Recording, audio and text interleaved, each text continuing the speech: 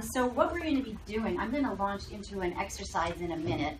Can we dim the lights? Yeah, let's dim the lights a little, and we'll do a little bit more about what is PPS and who are we a little bit in the next presentation. So this is going to be very interactive 2 days. You are not going to, Needy and I are not going to sit here and like talk to you and ask you what you think.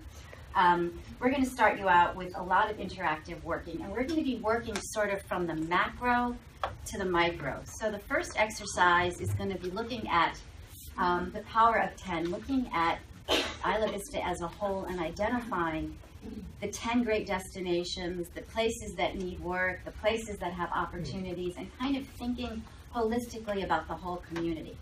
Then we'll do a little bit more sort of information about what other communities in your like yourselves have done in terms of creating great places. And then we are going to, after lunch, actually look at some of those 10 places that you've talked about this morning. So we go from the 10 places this morning, and that's why you're all at a table and you've been pre-assigned a site, and you're going to be spending time this afternoon actually going out to those sites with our evaluation form and going through an exercise of it's structured observation. It's like, I know this place, I've lived here all my life, or I've been going to school here. It's different. This is more of sort of an environmental, psychological, technical, easy but technical sort of way of structuring observation and facilitated brainstorming. And it's a tool that we'll sort of give you more information about tomorrow that we think you can use in your own communities at other sites in the future. So you're going to be sort of doing this exercise and learning by doing. We're kind of training the trainers. And then this afternoon we're going to talk about what we learned and how we would think about moving forward. Tomorrow morning, we're going to go back into our groups, look at all the ideas that we had for these sites, and we're going to start doing some concept drawings and bubble diagrams and sketching, because it's one thing to have a lot of words and ideas, and then it's another thing to look at a physical public space and figure out where those programs, activities go, and what are the physical amenities that support those uses. So you're going to actually be doing a little bit of concept drawing and diagramming tomorrow morning. Very easy. And then we are going, and then you'll be presenting back. So we talk, you do an exercise, you report back to us, we report back to you. So it's going to be a very interactive, dynamic activity. And then tomorrow afternoon, we'll finish up with some tools and principles for taking this work forward. And then we'll talk a little bit about management and a little bit about sort of governance and some of the kind of bigger picture issues that you are all working through together. So that's kind of, we're kind of on a trajectory to really come out of these 2 days with some very sort of concrete ideas and low-hanging fruit and ways to move forward. We can even talk about who's gonna then take what on. We could create committees or task forces, or we could sort of leave that up to you to do. So we're gonna try to keep it lively and dynamic and fast-paced, not too fast. We're from New York. If I talk too quickly, raise your hand, okay? Because I tend to. I don't think New York has anything to do with it. Real, I was just We used to Jay. We need as quick as you like. So are there any, when you got your invitation, you got all of that sort of agenda. We can go over that. Any questions before we get started? Okay, and we'll before each exercise, we'll introduce the next step. Okay, so that's the trajectory, our vision, our goals. All right, so without further ado. So this is we came up with, you've heard probably that Charles Ames, filmed The Power of 10, and it's this amazing video, and it's like a person is on Earth, and then they go power of 10 into space and into the galaxy, and then they start back on Earth, and they go the power of 10 into cellular structure and into the Earth. So we have this theory that the 10 is sort of the magic number. So if you have a city, every city or town, can you see? Yeah. Needs 10 destinations, 10 destinations, and they give an identity and an image to a community, to a city, and it's what people remember when about their experience here. It's what they kind of take home in their mental map about a place. So we're going to be thinking about what are those destinations, and obviously, the ocean is one particular destination, or But then each of those destinations, there needs to be 10 smaller places. And in each of those places, there needs to be 10 things to do. So it's this idea of multi-use destinations. If you go to the co-op, which I believe I'm going to say is one of your destinations, are there 10 things to do there? Well, we go and we shop, we go home. We go, we shop, oh, we get our blood pressure tested. Oh, there's story time for kids. Oh, there's a commercial kitchen. Oh, there's someone playing music. Or there's a flea market outside, or there's a performance happening, or a cooking demonstration. You know, it's taking what you have but building on it and adding adjacent complementary kinds of uses and programs and amenities to support that. So it's really about mushing things together. It's not just enough to have a great food co-op, but it's a great food co-op where there's 10 other things, or a beach with 10 other things. So we're going to be kind of brainstorming what these things are. So if you have the ocean, okay, we've been in places where, you know, there's we have the ocean. Do you have a surf shop? Do you have a learn to surf class? Do you have snorkeling? Do you have other things that are related to water sports, or it's just people come and they surf? You know, are there opportunities of building programs, of building other kinds of retail businesses on top of this? Great example, the Utah Public Library in Salt Lake City. They have a graphic novel store.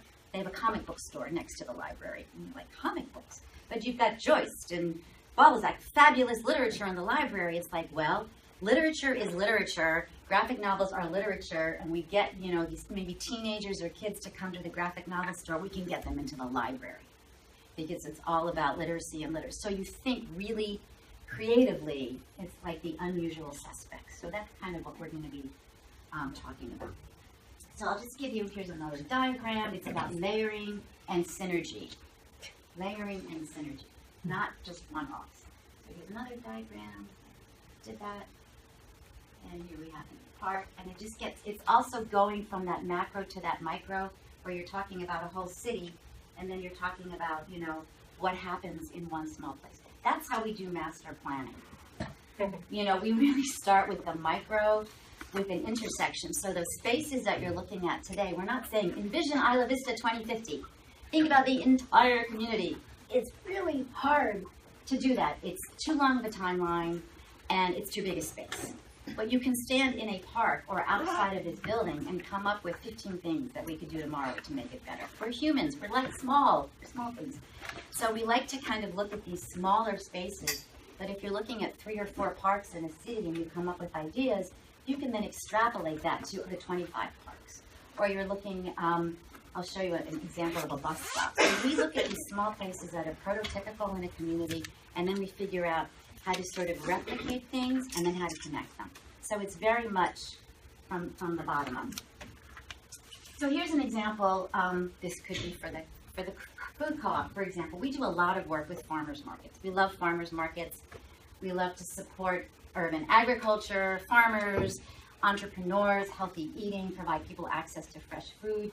But if you have a farmer's market, like what are the 9 other things that happen? Well, you can have a market and you can have it with a plaza, and you can have a bus stop there so people can take the bus to the market. You could have a health food store next to it. You could have health services so people can get their eyes checked, their blood pressure tested. They could be checked for diabetes as well. There could be a grocery store in the back, because farmers markets are great, but you can't get paper towels. So you could have like a small grocery store. And then there could be a commercial kitchen where people perhaps are growing food in the community garden. They're growing tomatoes, but then they go to the commercial kitchen to make their salsa. And then this becomes more like a healthy food hub. So it's about layering these related complementary kinds of uses around a really good anchor, like the farmer's market, but building off of that and providing opportunities for more social interaction and for more sort of economic activity as well, and always tying it to transit so people don't have to drive there all the time. So this is sort of that really creative layering of always thinking about 10 other things that could happen. But even on a street, there can be a power of 10. So this is on a street in Brooklyn where our colleague Fred and Kathy, our executive directors, live. And these are really small things that create this power of 10. So you're walking down the street, but because of the way that the merchants have partnered, they put out benches They've done very nice window displays. The sidewalk is generous. So there's a lot of urban planning that's gone on here. There's facade, and there's peat seating, and the curbs are set back, and there's sidewalk areas, etc. And plants. And there's someone put little plants there on the rooftop, so that you can sit, relax, read the paper, window shop, find out about what's happening, walk by, pet a dog, have a conversation. It could take you 20 minutes to walk down the street to get to your destination. You know, and Jane Jacobs says, you know, sidewalk interactions are really the stuff of city life. I mean, that's where things happen when you bump into a neighbor at the sidewalk. So we were walking around last night, and your sidewalks are either really narrow, have gigantic telephone poles in them, or disappear. The land of the disappearing sidewalk. We were like running back and forth because it was over here and then it was over there, and then we're like walking in the road, which was actually pretty comfortable. So we're like, these roads don't need to be this wide, and maybe we make them all no curbs, and they're cobbled, and cars go like 20 miles or 15 miles an hour, and just make the whole thing pedestrian priority, all of downtown. So we were doing that. So you don't have the sidewalk. And you know, then in a lot of communities, there's regulations about no perpendicular signage, no outdoor displays. We have a lot of issues with merchants. I don't want a bench. I don't want a bench. Why? People will sit there. And so you have, or I don't want to, so you have, so where do you put a bench? And this is where the design is important. You don't put a bench really in front of a law office or a dental office, because people won't sit there, but you put it in front of an ice cream parlor. You put it in front of a place where people are getting people still get their keys duplicated. You know, a place where people are, or a bank, maybe if someone is running in, or a post office is a great place for a bench, because people go in, get their mail, sit down, and then talk to their friends. But then what do they need? Then they need coffee, and then they need a place to tie up their dog, and all of a sudden, the post office, like in Montpelier, Vermont, is like one of the greatest places in that community. So benches you only put it in front of merchants that want it, and they have a street gardening plan in New York City, in our colleague's neighborhood in Queens, and the plants are there in front of the pizza shop, and the pizza owner is supposed to water the plants, and that's kind of the beautification, is that the merchants agree to take care of the plantings, and when he doesn't water the plants, his customers come in and go, hey, Bernie, your plants are dying. You know, you need to take care of them. So there's those partnerships, but not every business owner wants to do that. But it's much more complicated, actually, than it looks. But when it works, it works. And people say, what is placemaking? And it's like, it's hard to describe, but you know it when you feel it, when you see it, and you know it. So this is kind of what the scale of what we're looking at and doing. So here's an example of Power of 10 at Harvard University. This is Harvard Yard. Does anyone know when Harvard was founded? Was it like 1600s? Something like that, 1600. Nothing has happened in this space for like 500 years. Okay, 400 years. Nothing. Harvard Yard was dead. You know, Pakistan, Harvard. So we did this. This was the first time, actually, Harvard University and the city of Cambridge ever worked together. These are fiercely independent entities. I mean, they're both a lot of work. To create, and it's really, what is it? It's a lot of movable furniture. We do a lot with movable furniture. But it's this idea that if you give, and William White says this, you know, if you want people to sit, give them a place to sit. People will sit where they're seating. So this was this idea of sort of creating this social dynamic space. We're working with the Brookings Institution. Brookings is all about innovation districts and innovative cities, and maybe University of California is one of those. And they're like, we have all these brilliant people, and they're going to come up with, you know, new inventions. No, they're not, because they're in their little silos. You know, Google is in their little Google building, and Facebook's in their little Facebook building, and the bioengineers are in their little building, and there's no space for them to actually interact. So one of the ideas with this was that if you give students a place to go and actually see each other, and the engineers are talking to the theater majors, you know, maybe there's opportunity for some of that innovation to happen. So we're now working with them on innovative places, which is sort of looking at the public space to support that kind of social interaction. So when we started, this was sort of, and this is an example of what we'll be doing in a few minutes. So this was sort of the space, and it was the yard, and then it was also this hardscape area. Because when you look at a big space, or a 3-acre park, it's, again, very hard to vision. So we're always looking at how do you create smaller scale rooms, or looking at the characteristics or the character of smaller spaces within a bigger space. So often we start with the gateways and the entrances. That's always one of our 10 places, is that entry point as well. Even we had the fence was one of the places. What can you do on a fence?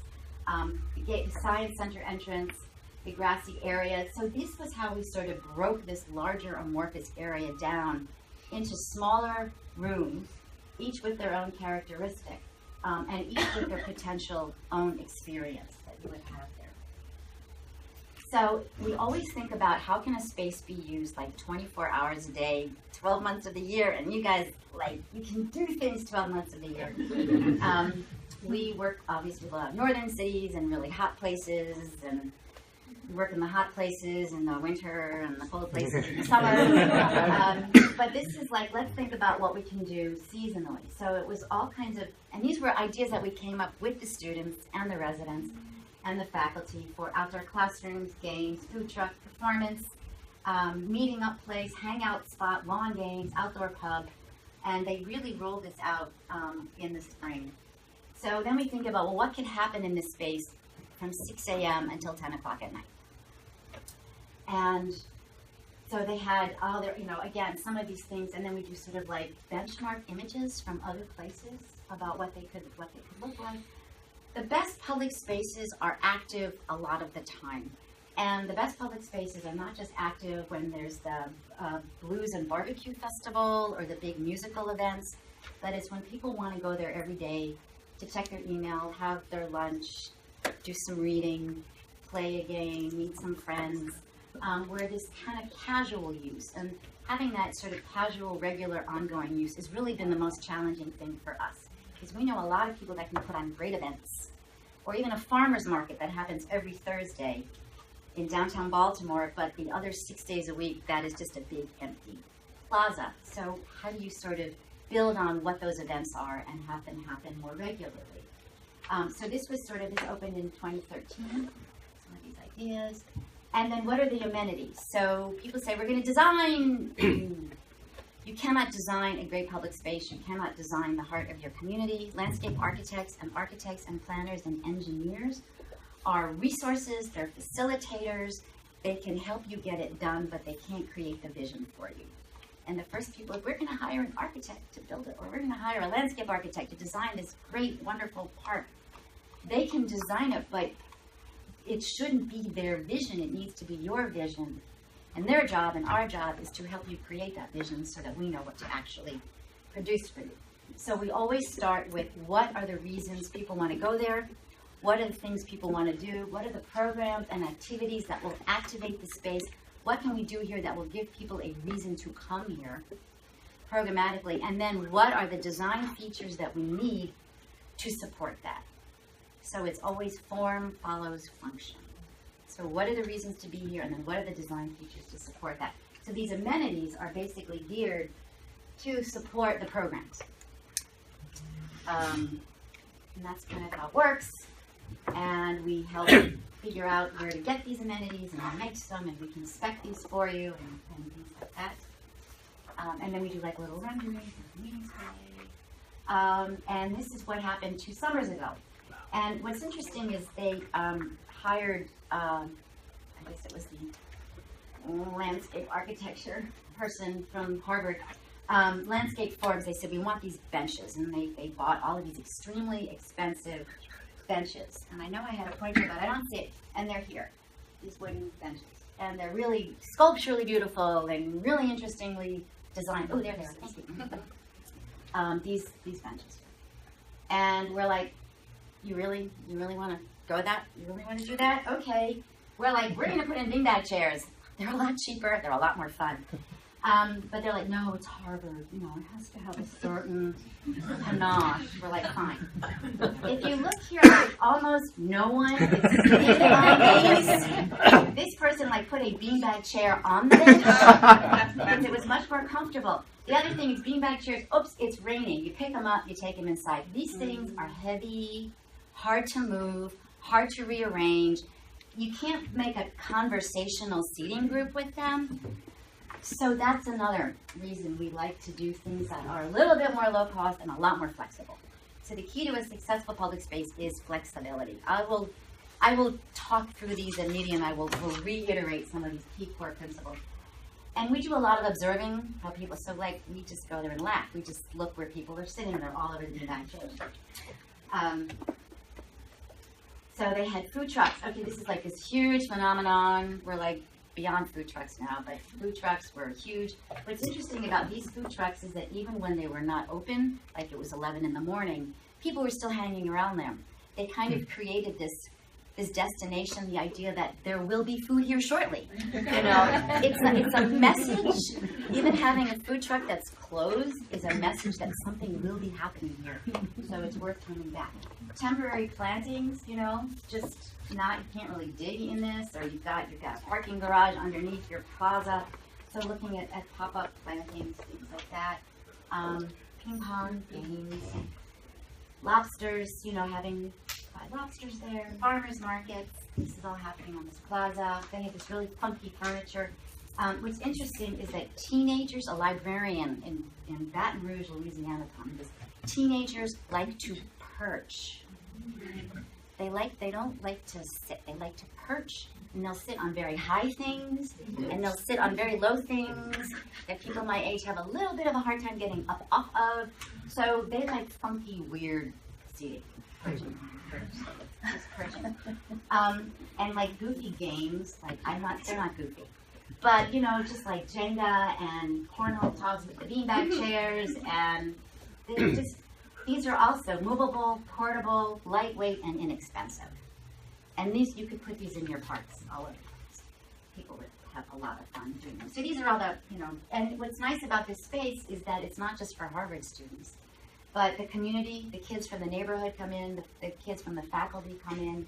So this is really creating a space on their campus for the community, not just for their students, and welcoming them in for the first time in 400 years. It's just phenomenal. So even, you know, Harvard can change.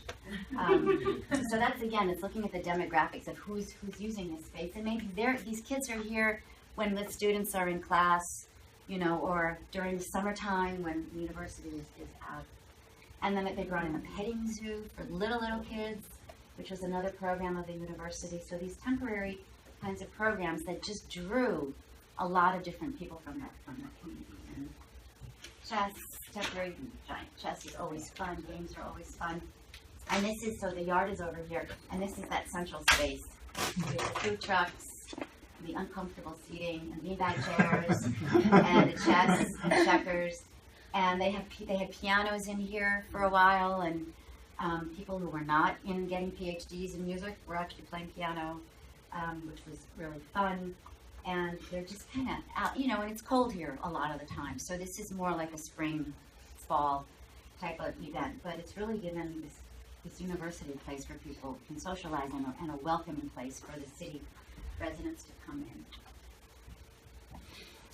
So here we are.